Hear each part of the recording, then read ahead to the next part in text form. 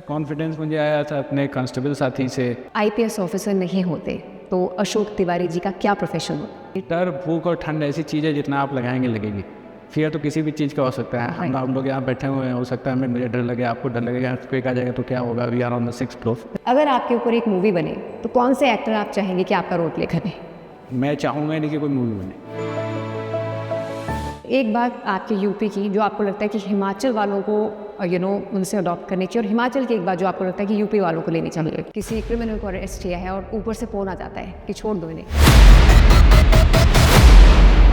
जब मैं young ASP था तो हमने एक सीरियल किलर पकड़ा, तो उसको किसी से इश्क था और उसने उसी का ब्रूटली मर्डर किया था।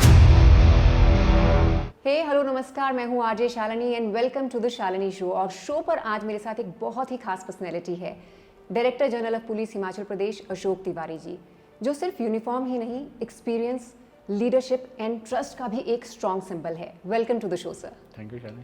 तो सर, आपकी यूनिफॉर्म की जैसे हम सबसे पहले बात करेंगे, फर्स्ट टाइम जब आपने यूनिफॉर्म डाली थी, याद है आपको वो मोमेंट? क्या एक्सपीरियंस था, क्या चल रहा था दिमाग में? हाँ, जब हम लोगों ने नेशनल पुलिस अकेडमी में ट्रेनिंग ज्वाइन की थी तो हम लोगों के बाल वाल छोटे कर दिए गए थे और उसके बाद फिर यूनिफॉर्म पहनने का मौका मिला था। जी, तो it was a proud moment. Right.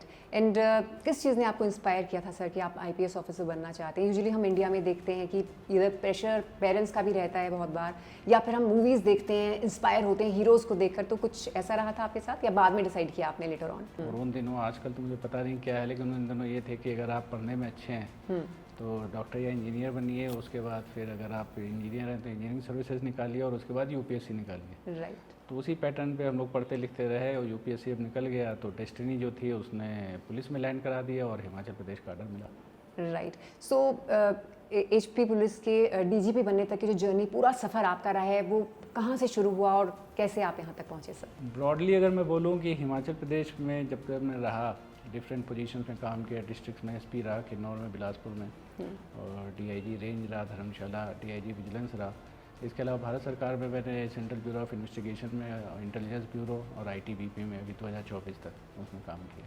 बाकी यहाँ हिमाचल में मैंने हिमाचल रोड ट्रांसपोर्ट कॉर्पोरेशन का एमडी रहा हूँ, तो बसें भी चलाई। राइट। ओके। सो बिगेस्ट इंस्पिरेशन अगर मैं कहूँ, जैसे रोल मॉडल की अगर मैं बात करती हूँ, जो आपको हमेशा इंस्पायर करते हैं, जिनसे आप हमेशा मोटिवेटेड रहते हैं, वो कौन है या क्या है? किसी एक को पॉइंट आउट करना मुश्किल होगा, बट अपने 32-33 साल के कैरियर में बहुत लोग मिले। जैसे मैंने कॉन्फिडेंस, अक्सर मैं बोलता हूँ, कॉन्फिडेंस मैंने अपने कांस्टेबल साथी से सीखा था जब मैं आईबी में श्रीनगर में था। कुछ एक कम ही, लेकिन कुछ एक सीनियर मिले जिनसे इंस्पिरेशन मिली। बाकी इंस्पिरेशन तो मैं चलते फिरते आम आदमी से भी ले लेता हूँ। राइट। एक्चुअली मैं ना यही पूछना चाह रही थी सर कि बहुत बार ऐसा होता है कि हम लाइफ में हर किसी से सीख लेते हैं, तो कोई ऐसा कोई पर्टिकुलर जिससे आप लाइफ लॉन्ग याद रखेंगे उस मैसेज को, किसी से आपको मिला हो ऐसा कोई सीख, कोई ऐसी मिली हो जो आपके प्रोफेशनल लाइफ में भी काम आती है? जैसे मैंने बताया, कॉन्फिडेंस मुझे आया था अपने कांस्टेबल साथी से। इसके अलावा कुछ एक चीज़ें जो पुलिस वर्किंग की हैं, वो मैं नहीं कहूँगा कि मैंने कोई सीनियर से सीखी, बट जो हमारे कटिंग एज पे हमारे साथी हैं उनकी फंक्शनिंग देख के उनसे सीखने की कोशिश की, अपने अंदर इनकलकेट करने की कोशिश की। राइट। जैसे I still go back to your confidence, जो आपने बताया कि आपको एक कांस्टेबल साथी से कॉन्फिडेंस आया, तो कोई ऐसी मूवमेंट रही थी जिसकी वजह से आपको वो कॉन्फिडेंस आया हो? जो हम लोग के सीनियर थे वो गुस्से में एकदम वाइल्ड हो जाते थे, तो he was working with him, not with me. मैं जब उनसे मिलने जाया करता था श्रीनगर में, तो कई बार ओकेजन्स में देखता था कि ही इज़ वाइल्ड और बाकी सब बिल्कुल इधर उधर भाग रहे हैं, बट वो कांस्टेबल एकदम मुस्कुराते हुए, अगर कोई फाइल की सर्च हो रही है, कोई भी इशू है, एकदम नॉर्मली मुस्कुराते हुए जाता था और पता नहीं कहाँ से खोज के ले भी आता था। बाकी तो ऑफिस परेशान होता था कि वो नहीं मिल रही है। तो मैं सोचता था यार, अशोक तिवारी ये इतना कॉन्फिडेंटली हर काम कर लेता है, चारों तरफ होता है फायरिंग हो रही है, इसके बावजूद काम है, तो आई शुड ऑल्सो रिमेन काम। इसमें एक चीज़ और मैं कहना चाहूँगा कि मैंने कैलाश मानसरोवर यात्रा की थी 2000 में, तो वहाँ भी 1 महीना लगभग मैं अकेला चलता ही रहा, पैदल काफ़ी चला था, तो वो भी एक टर्निंग पॉइंट है लाइफ का। राइट। एंड अगर मैं पुलिस में जॉब की बात करती हूँ sir, one of the most demanding jobs ये रहती है, तो प्रेशर को, रिस्पॉन्सिबिलिटीज़ को कैसे मैनेज करते हैं आप? कुछ नहीं, जो काम सामने है उसको अटेंड करो पूरी सिंसियरिटी और डेडिकेशन से, बाकी आगे पीछे की चिंता मत करो। मतलब यहाँ कई लोगों को मैं देखता हूँ, सोचते हैं कि ये करेंगे तो क्या होगा, वो करेंगे तो क्या होगा। मेरा ये जो सामने है, टेक 1 स्टेप अहेड, बाकी जो होगा आगे देखेंगे, when the bridge comes we will cross it. Right. मतलब ये ढंग से स्पिरिचुअलिटी की तरफ ही आगे, live in the moment, right. So अगर मैं आपकी फैमिली की भी बात करती हूँ सर, उनका सपोर्ट भी आई एम श्योर खासकर इस तरह के प्रोफाइल में बहुत ज़्यादा इंपॉर्टेंट रहता है। तो किस तरीके से क्या वो अंडरस्टैंड करते हैं आपके जॉब के जो रिस्ट्रिक्शंस हैं? आप आई एम श्योर आपने भी काफ़ी बार कुछ फंक्शंस या कुछ इवेंट्स उनके मिस किए होंगे because of your job. I have a son and daughter, तो my sun is a doctor, तो उससे भी मैं काफ़ी इंस्पिरेशन लेता रहता हूँ, क्योंकि जब उसका मैं देखता हूँ लाइफ स्टाइल, कई बार 48 घंटे तक लगातार काम करते रहना, खाने का ब्रेक नहीं कुछ भी, तो मैं सोचता हूँ मुझे कम से कम खाने और सोने का तो प्रॉपर ब्रेक मिल रहा है। राइट, तो वो भी एक इंस्पिरेशन है। राइट। अच्छा, जैसे आपने प्रॉपर ब्रेक की बात की, मिल रहा है, तो रिलैक्स करने का भी कभी टाइम मिल जाता है? छुट्टी होती है कभी? आप कहेंगे स्पिरिचुअलिटी की बात है, लेकिन इफ़ यू वर्क हार्ड तो आपको फिर रिलैक्स होने की ज़रूरत नहीं रहती है, यू गेट रिलैक्स्ड। ऑलराइट। सो अगर फ्री टाइम कभी मिल जाए मान लो, तो वर्क के अलावा कुछ और हॉबीज़ जो आप खुद को एंटरटेन करने के लिए, अपने आप को फ्रेश करने के पहाड़ों को देखना, पैदल चलना, म्यूजिक मिल जाए तो म्यूजिक सुन लो। लिए? राइट। किस तरह का म्यूजिक? कोई भी चलेगा। गाते भी हैं सर? नहीं, गाता तो नहीं। ओके, सो नेपाली सॉन्ग से लेके और यहाँ हिमाचल के पहाड़ी सॉन्ग। Right, right. सो आपके करियर में सर बहुत सारे चैलेंजिंग आई एम श्योर आपके एक्सपीरियंसेस रहे होंगे, केसेस रहे होंगे, तो कोई ऐसा असाइनमेंट जो आपको आज तक का मोस्ट चैलेंजिंग लगा हो? कई रहे हैं, जैसे मैं सीबीआई में था तो कुछ एक बहुत ही कॉम्प्लिकेटेड केसेस थे, उनकी इन्वेस्टिगेशन। आईबी में भी कई चैलेंजिंग टास्क थे, अब उनको यहाँ कहना ठीक नहीं होगा, लेकिन है ऐसे। और कोई जिनमें उस वक्त लगता था कि ये होगा कैसे, लेकिन फिर एक सिचुएशन आती थी, जैसे मैंने अभी बोला, take one step at a time, तो फिर अपने आप रास्ते बनते जाते थे। राइट।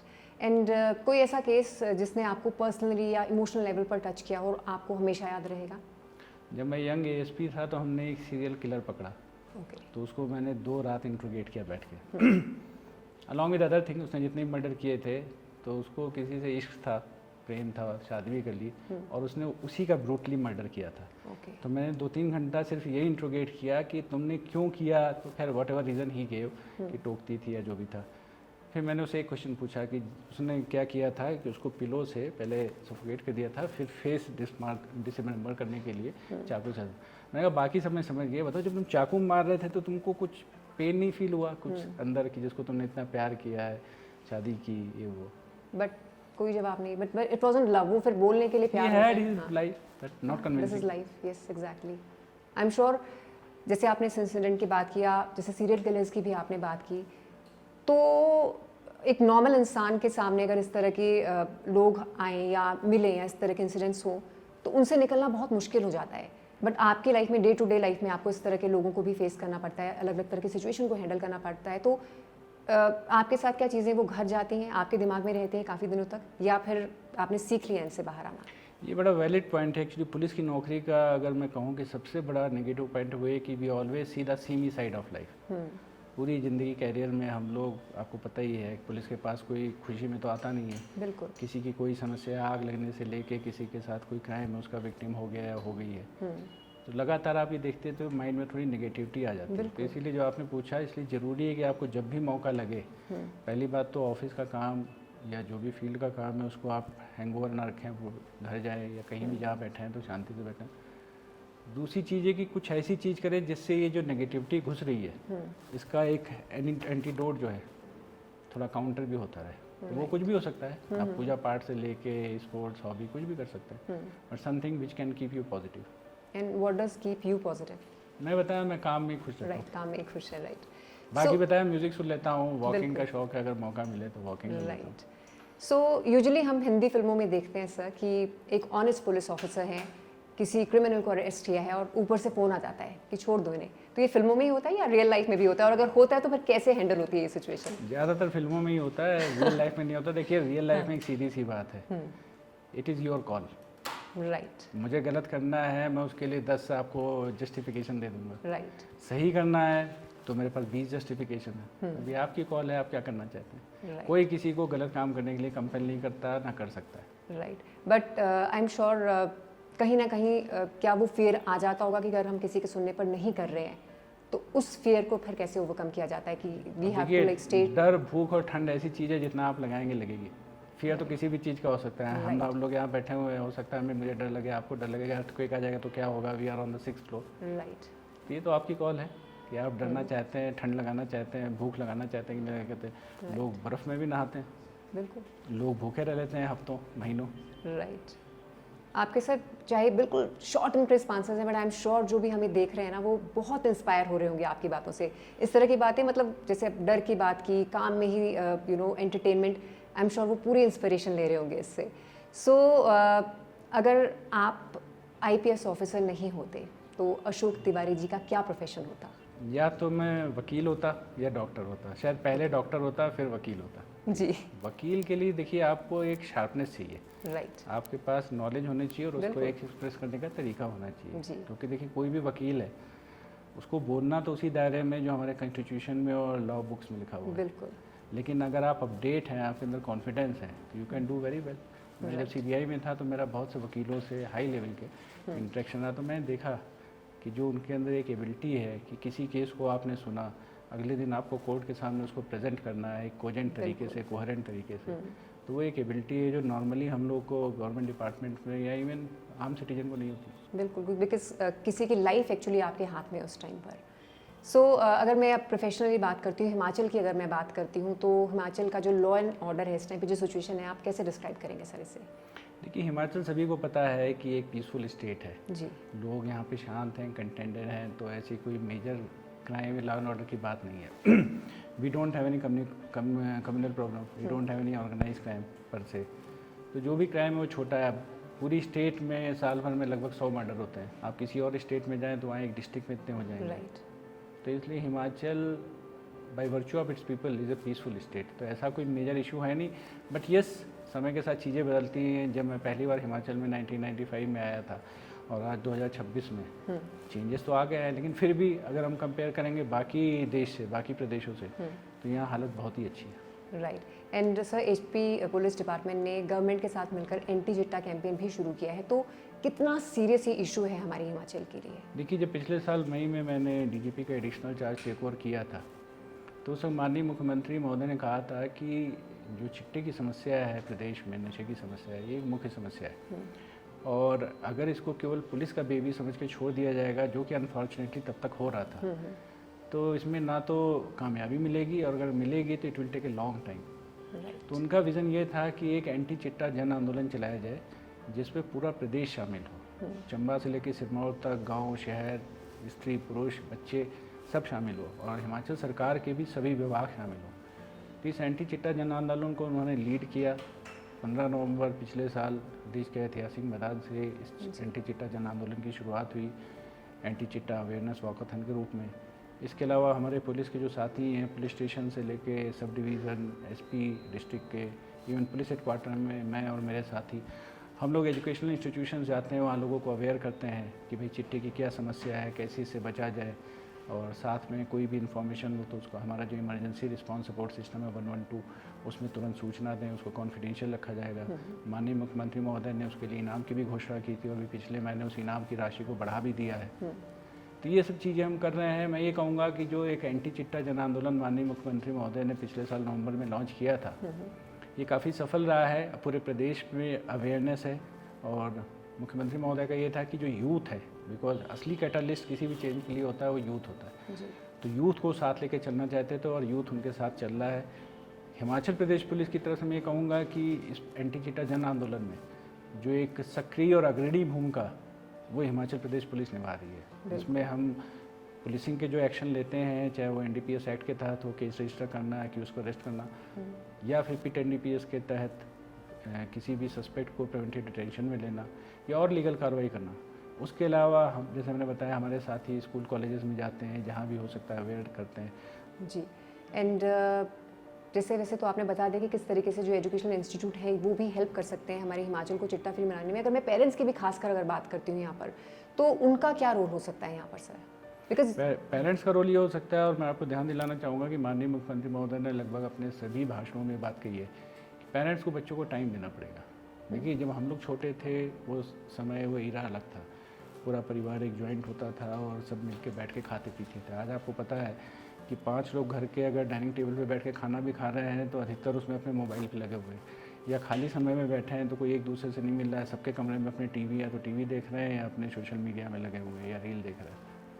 तो उनकी अपील है और मैं उस बात से बहुत सहमत हूँ कि पेरेंट्स अगर बच्चों को टाइम दें तो एक तो उनको पता चलता रहेगा कि बच्चों की एक्टिविटी क्या है, दूसरा बच्चों को भी एक सपोर्ट रहेगा कि वो अपनी सारी बातें उनसे शेयर कर सकते हैं, तो फिर ये नशे या चिट्टे की समस्या है जो अपने आप ही दूर हो जाएगी। देखिए यूथ जो है वो सबसे वल्नरेबल ग्रुप होता है। आज मेरी उम्र में कोई आके मुझसे कहे कि ये 10 काम गलत कर लो, तो मेरा माइंड मेडअप है, मुझे 100 लोग कहेंगे मैं नहीं सुनूंगा। लेकिन यूथ जो है 18-20 साल का, और उसके ऊपर जो पीयर प्रेशर पड़ता है, उसके साथी जो आते हैं लड़के लड़कियों कहते हैं कि अरे तुम ये ट्राई करो, नशे की चीज़ नहीं आई है लेटेस्ट, नहीं तो तुम बैकवर्ड रह जाओगे, देसी रह जाओगे, गांव के कहोगे, सो ऑन सो फोर्थ। तो इस तरह के जब पीयर प्रेशर डिफरेंट तरीके से डिफरेंट फॉर्म्स में आते हैं, और चूँकि यूथ वल्नरेबल है, उन्होंने दुनिया नहीं देखी, उनको पता नहीं होता, बचपन से सीधे जवानी में है, तो वो ज़्यादा ससेप्टेबल हो जाते हैं। बिल्कुल। एंड जैसे अभी हम यूथ की बात करें सर, अगर मैं बैक देन लाइक आज से 20 साल या 30 साल पहले की बात करती हूँ, तो उस टाइम पर शायद अवेलेबिलिटी नहीं थी। तो do you think that this is also one of the biggest reasons की बिगेस्ट रीजन। तो इससे कैसे हम लोग जब छोटे थे, हम लोग को याद है ना तो मोबाइल था ना इंटरनेट था, क्या कर लेंगे जी। आज की डेट में everything just a button click away या माउस क्लिक अवे। तो इसी तरह से ये चिट्टा या नशे की, ये हम लोग के समय में तो सिगरेट बहुत बड़ी चीज़ होती थी। बिल्कुल। और हिमाचल में तो तब भी शराब का प्रचलन है, उत्तर प्रदेश या उस तरह के और कई राज्य, वहाँ तो शराब को अभी भी बुरा माना जाता है। राइट। तो इजी अवेलेबिलिटी, अब देखिए चिट्टा जो है 1 ग्राम लगभग 3-4 हज़ार रुपये में मिल जाएगा जी। और जैसे मैंने बताया यूथ वल्नरेबल हैं, एक जो एडिक्ट हुआ वो 4 को और बनाने की कोशिश करता है। बिल्कुल। इसीलिए हम जब अपने पुलिसिंग एक्शन करते हैं तो उसमें पूरी स्टेट में साइमल्टेनियस सर्च और सीजर करते हैं जो एजुकेशनल इंस्टीट्यूशंस हैं, उनके आसपास के जो ढाबे हैं, शॉप्स हैं, क्योंकि शक ये होता है कि शायद वहीं से सप्लाई हो रहा है, या फिर जो रिमोट आइसोलेटेड प्लेसेस हैं, क्योंकि जो नशे वाले हैं वहीं नशा करते हैं, घर में तो कर नहीं सकते, और सप्लाई भी शायद वहीं होती है। तो ये भी हमारा एक प्राइम टारगेट होता है। राइट। एंड सोशल मीडिया के इस ज़माने में सर रील्स चलती हैं, और आज की डेट में जो क्राइम है ना वो भी डिजिटल हो रहा है एक्चुअली। तो साइबर क्राइम्स को प्रिवेंट करने के लिए और कंट्रोल करने के लिए इन्वेस्टिगेशन की भी अगर मैं बात करती हूँ, तो कैसे स्ट्रेंथन किया जा रहा है इससे? देखिए साइबर क्राइम एक टेक्नोलॉजिकल क्राइम है, और आजकल इतना आसान है। पहले तो क्या होता था, आपको कहीं चोरी डाका का डालना पड़ता था, तो रिस्क इन्वॉल्व है, फिजिकली आपको होना पड़ता था।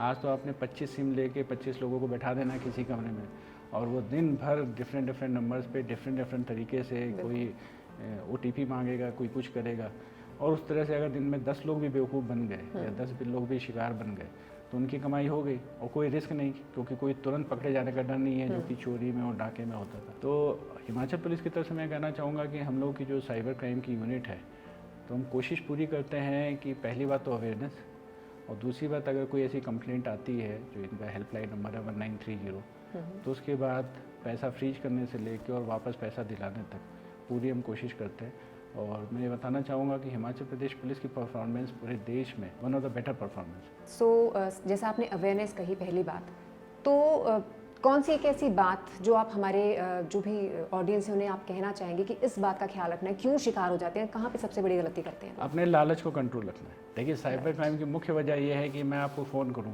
आपको बोलो कि देखिए आपका वो गिफ्ट आने वाला है, वो पार्सल आने वाला है, आपने ये करना है, वो करना है, आप अपना OTP दे दीजिए या इतना पैसा भेज दीजिए।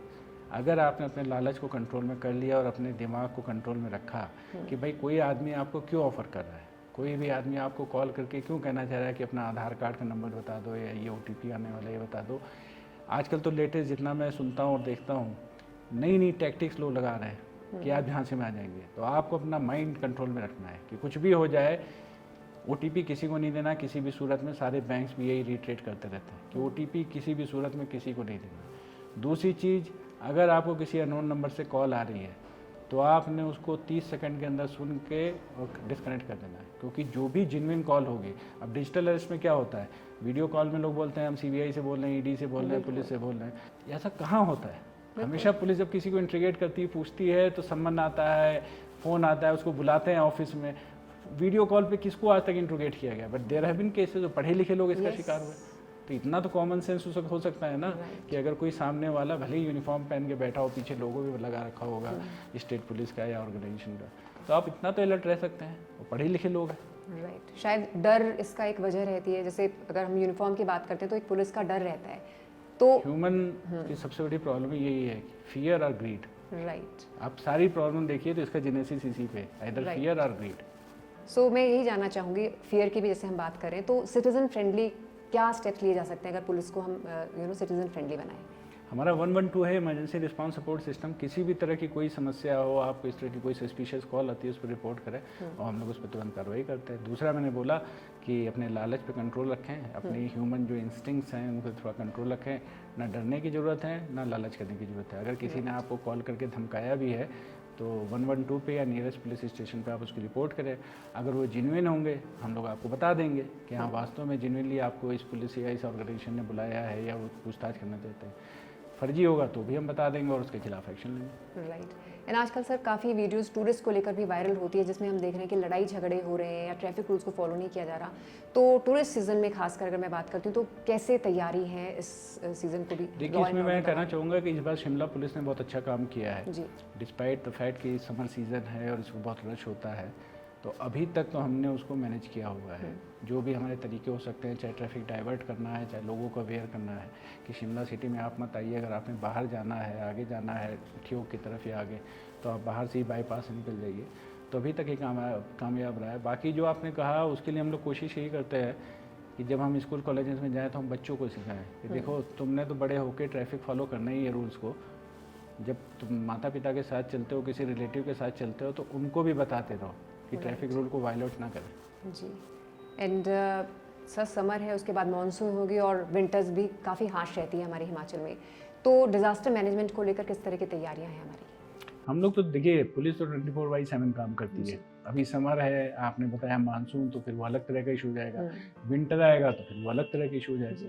तो हम लोग तो हमेशा ही तैयार रहते हैं। और जहाँ तक डिज़ास्टर मैनेजमेंट की बात है तो स्टेट में वैसे स्टेट डिज़ास्टर रिलीफ फोर्स है, लेकिन हमारा जो पुलिस स्टेशन है वो मेन कटिंग एज है। कहीं भी कोई दुर्घटना होती है, कोई नेचुरल कैलामिटी होती है, डिज़ास्टर होता है, तो पुलिस स्टेशन में खबर आती है तो हम भी उनके साथ कंधा से कंधा मिलाकर और कई बार उनसे पहले ही जाके कुछ ना कुछ सपोर्ट रिलीफ प्रोवाइड करना शुरू करते हैं, रेस्क्यू करना शुरू करते हैं। राइट। एंड जो अभी आपको यंगस्टर्स की खासकर मैं बात कर रही हूँ, सुन रहे हैं सर, और वो भी आपकी तरह एक IPS ऑफिसर बनना चाहते हैं, वन ऑनेस्ट एडवाइस क्या होगी उनके लिए आपकी? Sincerity and hard work.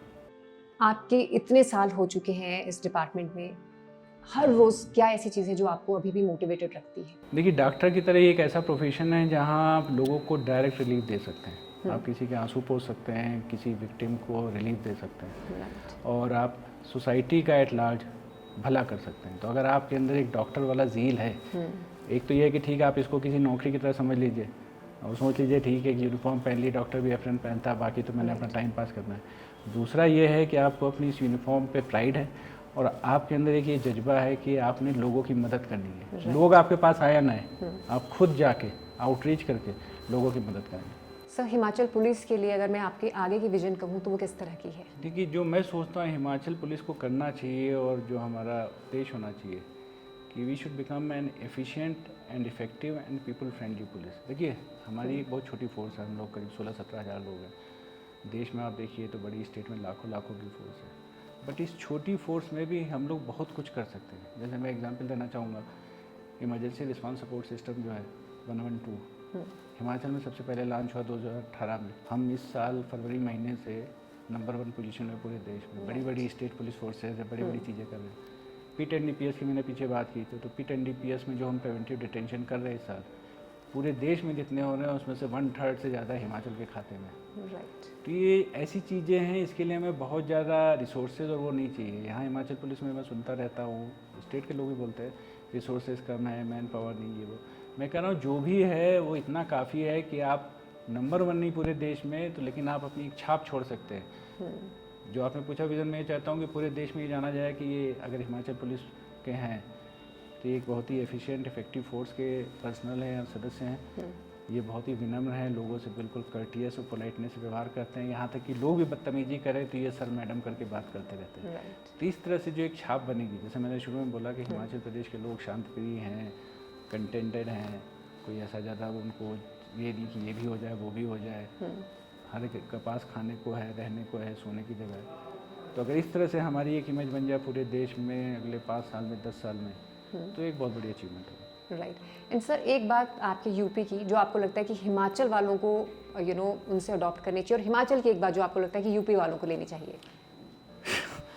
Himachal वालों को तो उत्तर प्रदेश से कुछ भी नहीं अडॉप्ट करने की ज़रूरत है लेकिन हाँ, उत्तर प्रदेश वाले अगर जो सीख सकते हैं कि कैसे शांति से कैसे अपनी ज़िंदगी में संतुष्ट होकर रहा जाए, बट वहाँ की अपनी समस्याएं हैं। देखिए यहाँ गरीबी नहीं है एब्सोल्यूट, वहाँ एब्सोल्यूट गरीबी भी बहुत है। यहाँ कोई ऐसा नहीं होगा जिसको 2 वक्त का खाना ना मिले, 3 वक्त का नहीं, तो वहाँ पे कई लोग ऐसे हैं जिनको शायद 1 वक्त का खाना भी नहीं मिलता। राइट। एंड जैसा आपने कहा और हम सब जानते हैं हिमाचल एक पीसफुल स्टेट है, इसे और बेटर आपने पुलिस में तो बता दिया, लेकिन जो हमें देख रहे हैं एक इंडिविजुअल लेवल पर हर कोई क्या कर सकता है कि हमारी स्टेट और बेटर बने? देखिए मैं एक बात अक्सर कहता हूँ, आज फिर रिपीट करता हूँ, हम लोग भी इस हिमाचल प्रदेश समाज के सदस्य हैं यूनिफॉर्म में जी। हम सिविलियन हैं यूनिफॉर्म में, और जैसे आप हैं या और लोग जो हैं ये हिमाचल प्रदेश पुलिस के सदस्य हैं सिविल में। मैं इसको रिपीट करता हूँ, जो हमारे आम साथी हैं, सिटीजन हैं, वो पुलिस के लोग हैं, हिमाचल प्रदेश पुलिस के ही सदस्य हैं, उसी परिवार के सदस्य हैं बिना यूनिफॉर्म के। हम लोग उस समाज के सदस्य हैं यूनिफॉर्म में। तो जब ये चीज़ हम लोग को समझ में आ जाएगी और हम लोग मिल के काम करेंगे तो हिमाचल प्रदेश, जैसे मैंने हिमाचल पुलिस की बात की, वैसे हिमाचल प्रदेश भी, वैसे भी हिमाचल प्रदेश की अपनी एक पोजीशन है, अपनी एक इमेज है पूरे देश में। कहीं भी आप जाइए देश के किसी हिस्से में, आप बताएं अगर हिमाचल प्रदेश से आए तो लोग यही सोचते हैं कि देखो कितनी अच्छी खूबसूरत जगह से आए हैं, सीधे शरीफ लोग हैं, शांति से रहते हैं, कोई ज़्यादा समस्या नहीं है, खुश रहते हैं, अच्छी आबो हवा में रहते हैं। तो अगर इसी चीज़ को हम अगले 25-50 साल तक कैरी फॉरवर्ड कर ले जाए और अपने आने वाली जनरेशन को जो हमको मिला है उससे बेहतर दे के जाए, तो ये हिमाचल प्रदेश के लिए गर्व की बात होगी। जी बिल्कुल, राइट। अच्छा, एक और क्वेश्चन अब मैं लेना चाहूँगी। इतनी इंटरेस्टिंग आपकी लाइफ रही है सर, और इंटरेस्टिंग तो नहीं है लाइफ, तो मेरी बोरिंग है। नहीं, आई एम श्योर जो केसेस भी हैं और जिस तरह की आपकी पर्सनैलिटी है सर, अगर आपके ऊपर एक मूवी बने तो कौन से एक्टर आप चाहेंगे कि आपका रोल प्ले करें? मैं चाहूँगा नहीं कि कोई मूवी बने। Why not? क्या आप नहीं चाहेंगे लोग आपकी लाइफ से इंस्पायर हो? मेरे जो सोच है, विचार बिल्कुल अलग है। मैं चाहता भी नहीं कोई मुझे जाने कि मैं यहाँ से आया और यहाँ काम किया। मैं कई बार बोलता हूँ I am scheduled to superannuate on 30 November 2029। उसके बाद मुझे हिमाचल पुलिस से कोई संबंध ही नहीं रखना, और मैं चाहता भी नहीं हूँ कि कोई मुझे याद करे। जब जो मुझे मौका मिला, सरकार ने या भगवान ने मुझे जो जिम्मेदारी दी, उसको मैं पूरी मुस्तैदी से निभाना चाहता हूँ। उसके बाद मैं नहीं चाहता हूँ कोई मुझे याद करे। अब मैं एक्चुअली यही जानना चाहूँगी, अगर याद रखे तो फिर कैसे रखे? क्या एक चीज़ है जो आपके बारे में याद रखी जाए? क्या एक ऐसा कोई था जो मेहनत करता था, सिंसियरिटी से काम करता था, और अगर उससे आप लोग सीख ले सकते हैं तो बहुत अच्छी बात, नहीं तो कोई बात नहीं, बहुत लोग आए गए। राइट सर, बहुत अच्छा लगा आपसे बात करके, आपने जो एक्सपीरियंस शेयर किया, आपके valuable thoughts, thank you so much. Thank you. So Ashok Tiwari ji, director general of police Himachal Pradesh के साथ आज आपने सुनी हमारी ये इंसाइटफुल एंड इंस्पायरिंग कॉन्वर्सेशन। उम्मीद है आपको ये पॉडकास्ट अच्छा लगा होगा, तो अभी के अभी आपने इसे शेयर कर देना है। जल्दी ही एक नए पॉडकास्ट में एक खास पर्सनैलिटी के साथ फिर से मुलाकात होगी। नमस्कार।